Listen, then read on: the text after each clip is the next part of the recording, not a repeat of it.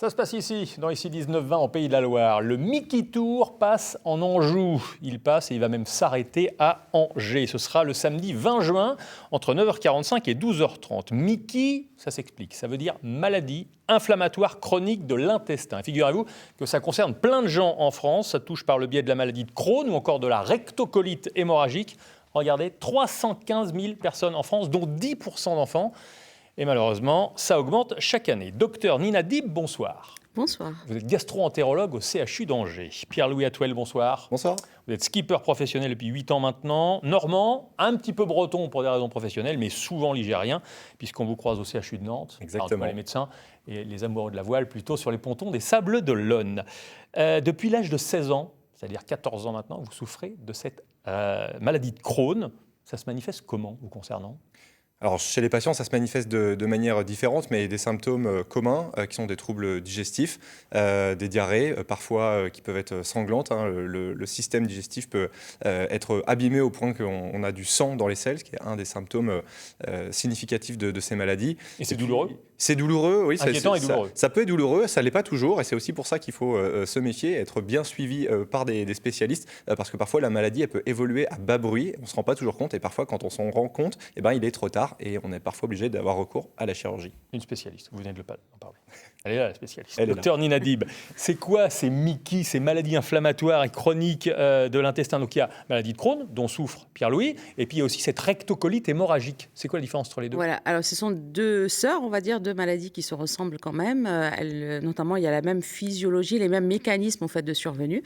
La différence, c'est que la maladie de Crohn, elle va toucher tout le tube digestif, donc ça peut être de la bouche jusqu'à l'anus, alors que la rectocolite hémorragique ne va toucher que le côlon, et donc ça commence par le bas et ça remonte. Alors quand vous dites ça touche, c'est-à-dire voilà. Qu'est-ce qui fonctionne mal ? Voilà, alors ce qui fonctionne mal, c'est surtout un déséquilibre immunitaire, donc il y a quelque chose qui se passe dans le corps qui fait que le corps va tuer lui-même, va entraîner des lésions au niveau des bactéries, va neutraliser les bactéries dans l'intestin et déréguler au fait l'équilibre qu'il peut y avoir au niveau des intestins. Mais ça se manifeste uniquement en cas de repas ou après la prise du repas, au moment de la digestion ? Alors pas du tout, c'est pas du tout lié au repas, c'est quelque chose qui va s'installer progressivement et cette inflammation va donner donc des petits ulcères, des ulcérations, des sortes d'aftes au fait au niveau des intestins et donc par ce biais-là, il va y avoir les symptômes qui sont soit des douleurs, des diarrhées, de la perte de poids aussi dans la maladie de Crohn. On le voit par exemple chez les enfants, vous dites qu'il y a 10% d'enfants qui sont touchés, il y a une sorte de rupture, de casse de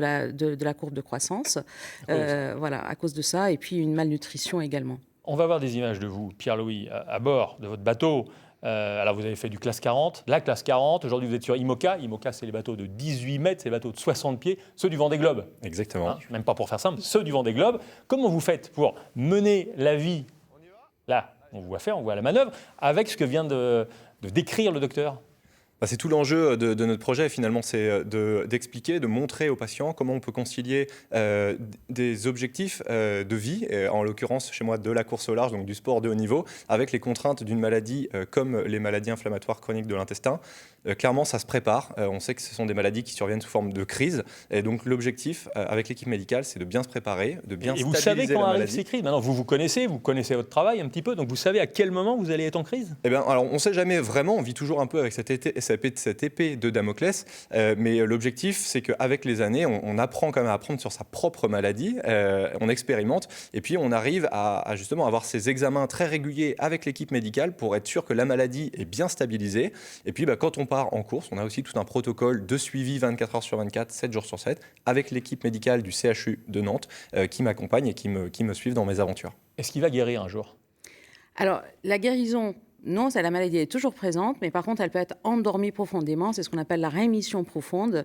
Et donc, sous traitement, et parfois même sans traitement pour certaines personnes, la maladie, elle est complètement endormie. Alors, pourquoi elle va se réveiller un jour, on ne sait pas. Peut-être qu'elle ne va jamais se réveiller, mais on sait comme un que... volcan. Voilà, comme un volcan. Elle est un peu endormie comme un volcan. Est-ce qu'il y a des aliments qui lui sont interdits ? Alors, quand la personne ne va pas bien, quand les malades ne vont pas bien, oui, en fait, on leur conseille d'avoir un régime qu'on appelle sans résidus, mais c'est plutôt pour calmer les diarrhées, pour calmer les douleurs, mais ce n'est pas ça qui va entraîner, au fait, des poussées. Et donc, en temps normal, quand les gens vont bien sûr, il faut manger normalement, il faut essayer de manger de façon variée, de tout. De tout un petit peu et un petit peu de tout. Exactement. Surtout quand on est sportif de haut niveau. On va voir des images de vous en course, en tout cas à bord. Pierre-Louis, vous avez une poche au niveau de l'abdomen. Tout à fait. Elle sert à quoi cette poche concrètement ? Alors cette poche, finalement, c'est ce qu'on appelle une stomie, donc c'est une poche digestive.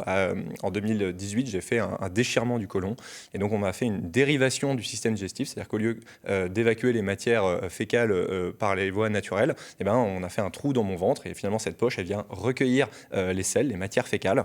Moi, ça a été une conséquence d'une crise. De temps en temps. Il faut la vider, ouais, tout à fait, c'est assez contraignant. C'est malheureusement parfois ce qui arrive quand la maladie est trop active et qu'on n'a pas réussi à la maîtriser avec les médicaments. Fixée, là, sur voilà, exactement. Et donc, c'est cette poche qu'on voit, très concrètement, elle vient recueillir les matières. Donc, il faut vider la poche. Et c'est aussi une maladie invisible qui devient visible. Et donc, c'est vrai que c'est aussi tout un processus psychologique qu'il faut accepter et qu'il faut accompagner. Ouais. Aujourd'hui, vous l'avez encore quand vous êtes en course ? Alors, je n'ai plus cette poche puisque j'ai eu ce qu'on appelle un rétablissement de continuité. Avec les médicaments, on a réussi à stabiliser la maladie. Mais ça m'est arrivé, je l'ai gardée pendant 8 mois. Et on ne peut pas être sûr à 100% que ça n'arrivera pas à nouveau. D'accord. Donc, elle est mise de côté pour l'instant. Pour le elle moment, est en sommeil, comme le volcan. Exactement. La recherche en est où ? Alors, la recherche, il y a surtout beaucoup de recherches qui sont faites sur l'origine de cette maladie. Donc, en fait, on s'intéresse beaucoup, comme c'est une maladie qui est causée aussi, ça, on voit qu'il y a plus dans les pays industrialisés. Donc, on va s'intéresser beaucoup au microbiote, aux aliments transformés, aux polluants. Donc, aussi, ça avance. Ce que ça donne, donc ça avance. Et puis, les traitements surtout, parce que là, on a quand même un panel de médicaments et il y a de plus en plus de traitements qu'on peut proposer. Très bien. Donc le Mickey Tour s'arrête à Angers. Ce sera ce samedi 20 juin de 9h45 à 12h30 à l'amphithéâtre Larrey au CHU d'Angers. Inscription gratuite sur le site, mais c'est très demandé. Quant à vous, Pierre-Louis, vous préparez la route du Rhum. Exactement. Seul en mer. Traverser l'Atlantique en solitaire. Ce sera à l'automne. Oui, le 1er novembre. Épreuve qualificative pour le Vendée Globe, Tour du Monde en solitaire en 2028. En 2028. C'est ce qu'on vous souhaite. Vous reviendrez nous en parler. Merci beaucoup. L'info se poursuit.